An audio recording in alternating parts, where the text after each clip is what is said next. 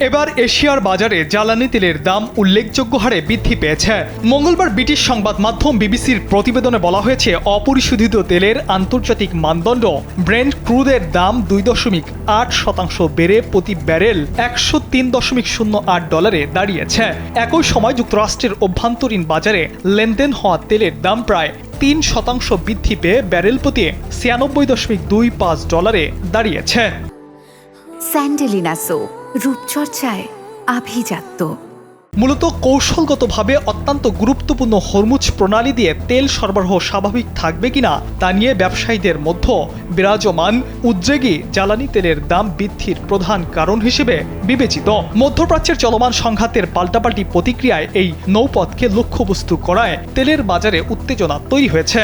তবে গেল সোমবার বেশ কিছু জাহাজ নিরাপদে এই প্রণালী অতিক্রম করার খবরে দাম কিছুটা স্থিতিশীল হওয়ার আভাস দিলেও মঙ্গলবার সকাল থেকে তা আবারও ঊর্ধ্বমুখী হয়েছে।